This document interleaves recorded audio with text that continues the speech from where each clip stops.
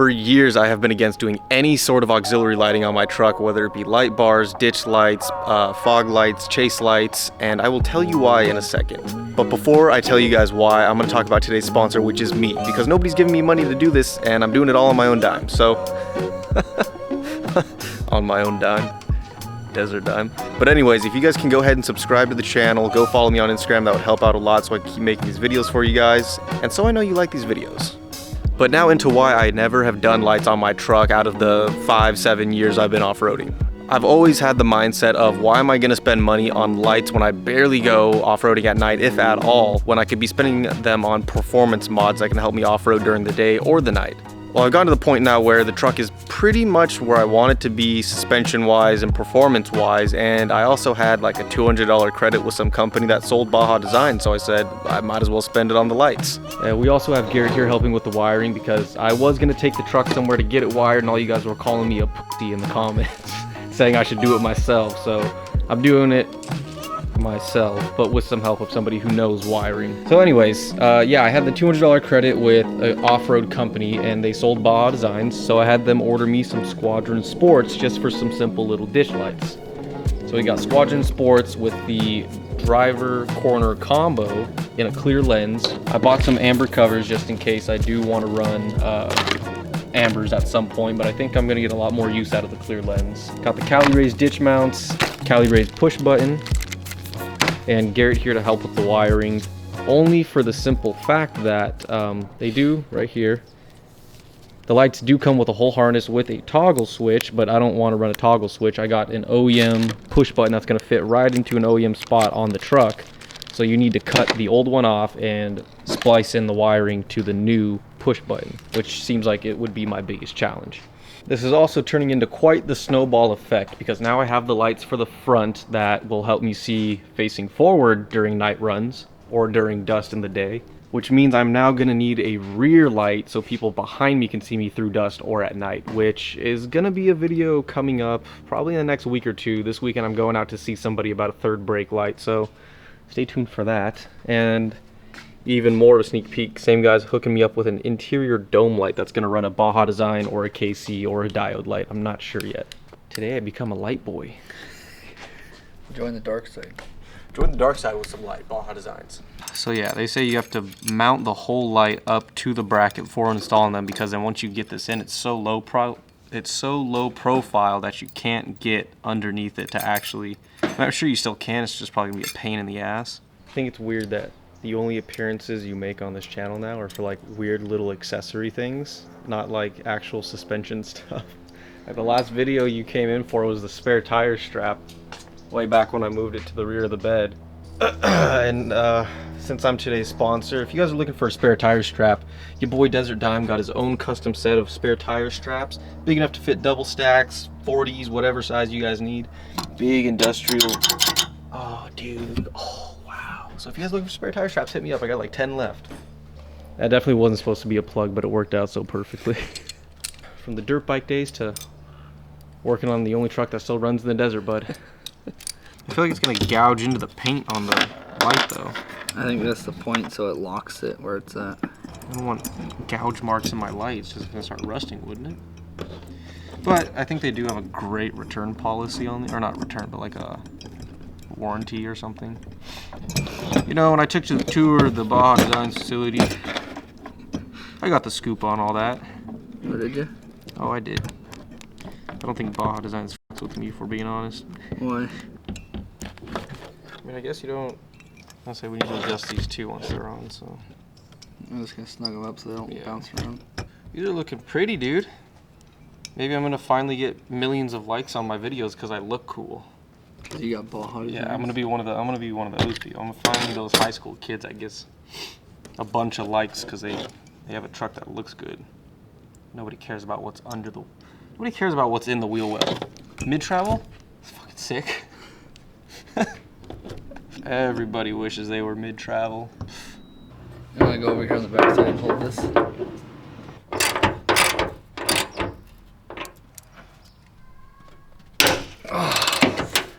That noise. Really painted on or something? Yeah. Well, they bolted all together, then they painted on. His, don't we? So it'll go down a little more. you're good. All right, so what you saw there is a textbook method strategy. So obviously you don't want to take off both bolts at the same exact time and then try to bolt it in at once. No, it's not. Yeah, it is. No, it's not. Yeah, it is. I see the fucking peel on the bottom side, bitch. The bottom? Yeah, it's pushed all the way through. So yeah, you don't want to take both hood latch bolts out at the same time and then try to put them both back in, because then your whole hood can now miss a line and not sit flush with like the body lines. So what they say is take out, god damn, dude. Those are on there tight. They say take out the top one first, wedge it in, bolt it in like snug, and then take out the bottom and shimmy it in so you're not, so something's always holding onto the hood in place. But yeah, when they say that these mounts are low profile, they are not messing around, dude. Look how close that gets to the hood. I can't even get my finger in. Then again, they do give some adjustment on here. You can slide the bracket either further back so the light goes further back, or further forward. We have them on like the furthest forward setting. If you went back, it slopes a little bit, but it's still... It's tighter on this side because your windshield wiper.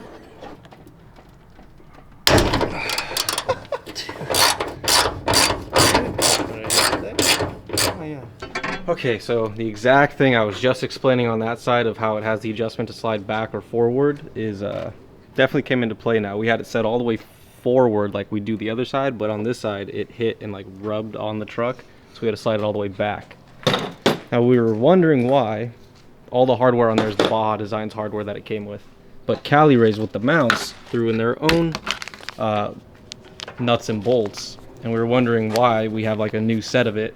So here's another tip for you guys. These nuts and bolts are a lot more low profile. Like, let me take one out.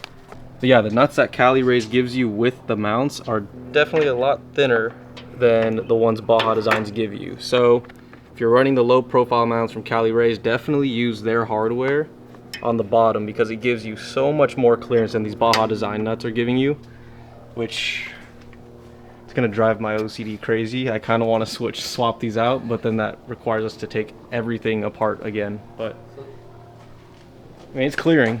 It's clearing. It's just light clearance. I'm gonna have to keep an eye on it when off-roading and see if they like. I don't think they're gonna bobble, but if they bobble, they're definitely going straight into the hood. It's a snug fit. Who knows? I might be taking these off and replacing it later. All right. So while he gets it wired up to the battery, let me show you how we ran the wires. So right here.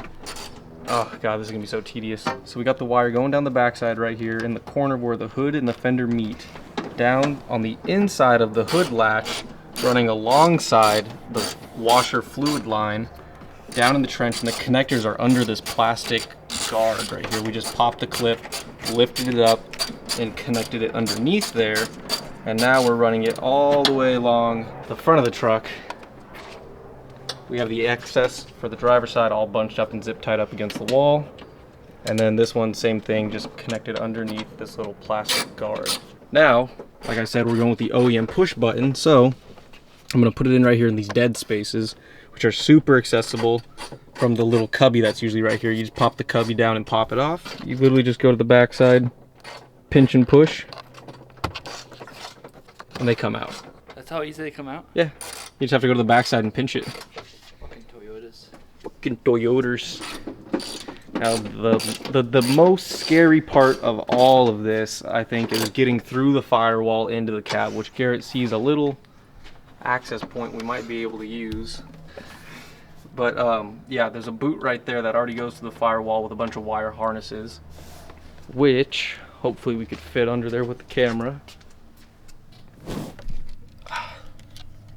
Which I don't think you'll be able to see, but it literally comes out right back here behind the e-brake, which would feed directly. What? Next time, make sure the switch is off, because I actually touched the battery and it fucking flashed. I thought we'd cut it off already. Okay. So they work? Hit the button.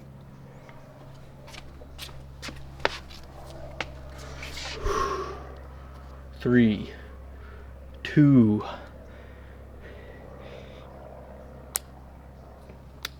Is that one on over there? Yeah. They're on. Bing bong. Is it off? Yeah. Okay, good. So anyways, the firewall boot comes through right behind this e-brake, which feeds directly into the back of where we need to be. So that would be super ideal if we could get through that. Alright, so we were able to go through that boot in the firewall. You really only have two options. Either you're drilling a hole straight through the firewall, then you have to deal with like sealing it and painting it and making sure it's not going to rust on you and stuff. Or you do what we did here. So you could see the boot right there, the rim of it, and right there, Garrett just pulled the side out, wedged it over, fed the harness through that. Long story short, it's coming in from behind the brake line. We were able to feed it all the way up and pull the slack through so we could cut off all the excess. We don't have a whole bunch of wire on the inside. So right now he's cutting off all that excess on both ends. But yeah, this did a pretty good job of sealing itself. Obviously there's a little wedge still in there, but use my shadow. There's a little wedge in there still, but it's sealed pretty good because it's both sides on this side, and I think the inside it tries to seal itself too. So it's better than, again, having to deal with drilling through a firewall, dealing with all that kind of stuff. So now it's just a matter of getting those two ends spliced together, cleaning up this wiring as much as we can inside here, and then we're done. I totally talk smack on all these other videos for not showing you like the process beyond installing the lights onto the truck and doing the wiring. I've been pretty good about it, but I didn't show you guys like how to like really splice that wiring. And one is because I don't know what the hell I'm talking about, and two, it's because Cali Raised actually has a video that does a very, very good demonstration. I'll put up in the card right here, maybe in the description too, so you guys can see if you do want to switch the switches. They show you how to kind of splice that wiring and get it done. But right now, Garrett's finishing up just heat shrinking the connectors. And then we should be ready to go. I'm turning them on, right? We just got to plug the button in and yeah, and she's ready. This is hot. Go ahead and do it. Do it. Come on. Come on. Push her in, bud. Perfect. All right, everything cleaned up. Now it's just time to test the fitment of these wires and make sure nothing's getting pinched. Lift this one up real fast. All the way. Okay, now go.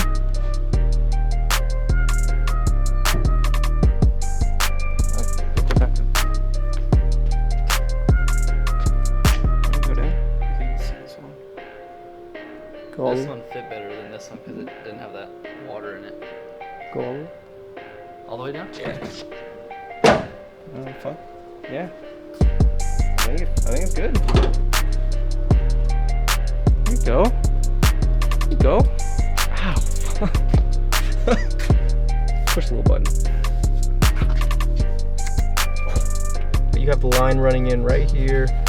Up the back side, it's going across a little bay right here, right into the back where the connectors are at. Right into the button. You just pop this bad boy back in.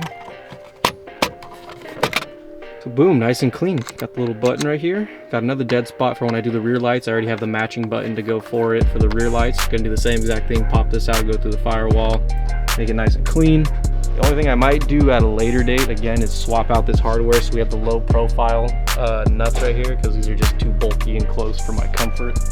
And this is the point where I'm gonna leave you guys for a few hours, and we're gonna come back later tonight so we could actually see them turned on, mess around with the amber lens covers, see how those look. So catch you guys in a few hours. Okay, it is now nighttime, it is dark, and I'm at a local wash near my house. So this is sort of like the darkest, most plain place I could find right now to do this test.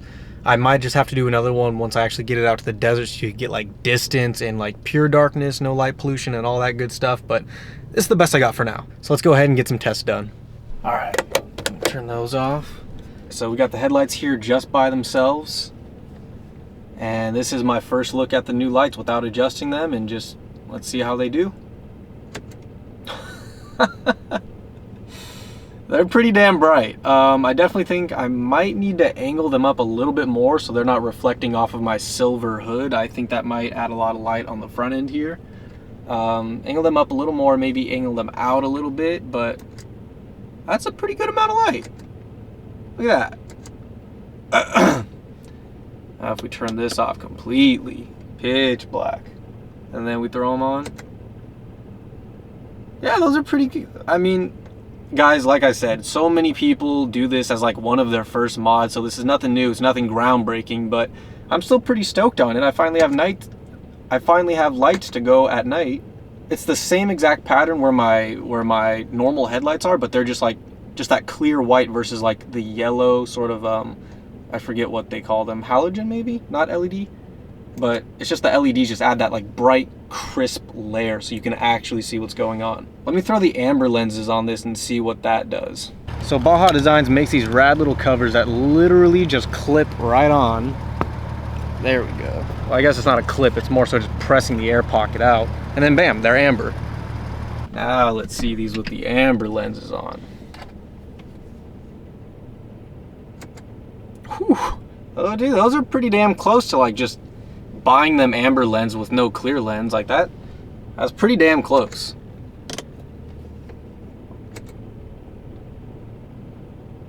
There you go. There you go. It's pretty good.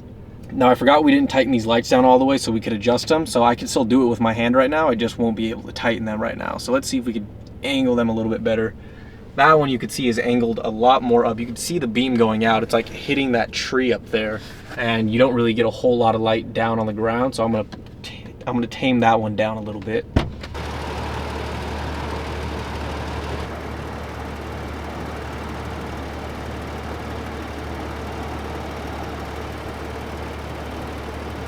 Oh yeah, there we go. All right, so I think that's a pretty good adjustment area where they're not too high, not too low. They're angled out far enough so I don't just have one beam meeting in the middle. Honestly, I think if you do like what is it? I think a 30-inch light bar fits in the lower portion of the bumper on these behind the little grill that they have down there, and you do some fog lights with it, I think that's more than enough light up front here. This is pretty cool. I'm gonna pop one of these ambers off. Oh, you kind of see the split there. Yeah, dude, these amber covers were a sweet come up. Now, the whole reason I didn't just do the actual amber lens and I did a clear lens with amber covers is my thought process is if I'm going on night runs, I would assume it's mostly going to be by myself, if not with one more truck. So I'd rather have the clear lights to see a lot more bright, and I won't need the ambers to cut through any dust. My thought during the daytime is I'm not going to need the clear lights for daytime. I would only need the ambers to cut through dust so people could see me. And if I'm having to cut through dust, that means somebody else is in front of me, which it's nice to have a cover on the light. So if a rock gets shot backwards, the cover takes the blow and not the actual lens. So that was kind of my thought process behind doing it. Is at nighttime I want clear, and if I need amber, I'd rather have the lens on it, like the lens cover. So that's kind of where my head was at. And if I ever want to switch to amber, like an actual lens, not just a cover, I could easily pop the faceplate off, buy a new one, and swap it in. That's the beauty of Baja Designs. So that's it, guys. Thank you so much for watching this. I hope I gave some helpful tips and some insight if you try to do this yourself. I'm gonna go do some off-roading with this now. So thank you guys so much for watching, and I will catch you in the next one. Welcome to my party, we're just getting started. A life is a dream.